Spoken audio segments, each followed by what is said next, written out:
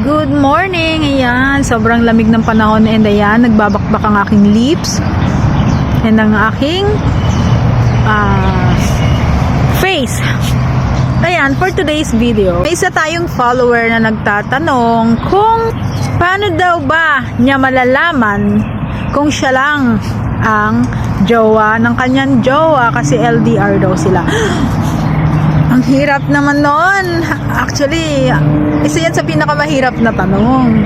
Kasi lahat tayo hindi natin alam kung tayo lang ba, di ba? May mga ka-LDR tayong jowa. Hindi natin alam kung tayo lang ba or may iba pa. Overthink yan. Actually, ako kasi, I don't care eh. I don't care. Though, seryoso ako sa jowa ko. Seryoso ako. Pero, kung para sa akin na, kung maglolo ko siya, nasa sa kanya na yun. Hindi naman ako yung at least hindi ako nagloko, di ba?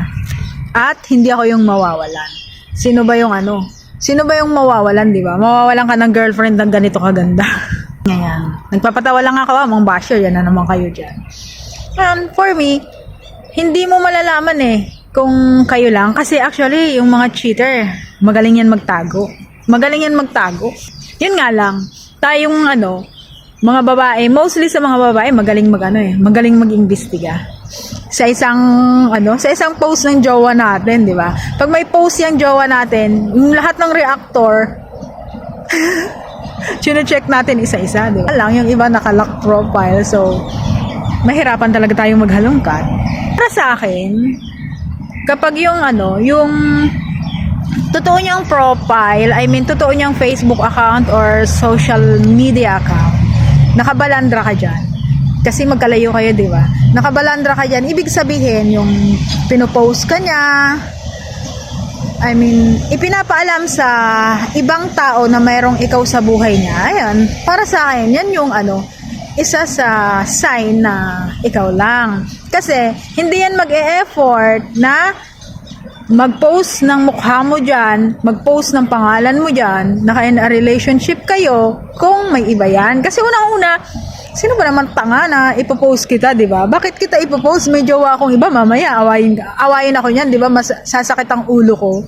Kasi, bukod sa awayin niya ako, awayin ka niya, or kayong dalawa mag-away, ayan, sabay niyo akong aawayin. Distress, di ba? Stress yung kahihinatnan. Kapag, nalaman na hindi lang siya nag-iisa, hindi ka lang nag-iisa. Ganun yon for me, lalo na pag LDR. Kapag walang itinatago sa'yo yung jowa mo, ipapakilala ka niyan sa mga sa circle niya, halimbawa sa mga friends niya, mga close friends niya, and sa family niya. Ayan. Yan yung na seryoso siya sa'yo. Ikaw lang. Ayan yung isa sa sign na ikaw lang. Yung parang ipapaalam niya sa mga tao na may girlfriend siya, may boyfriend siya, para hindi ka mag-isip. Kasi once na itinatago ka niyan ng sobrang pagtatago, patay tayo dyan. Yung kahit isa man lang na bakas na mayroong kayo, patay tayo dyan. Baka may iniingatang ibang karelasyon. So, ayan. Sa akin naman, walang problema. Mag-cheat ang jowa ko, or gumawa ng kalokohan, or hindi lang ako, di ba?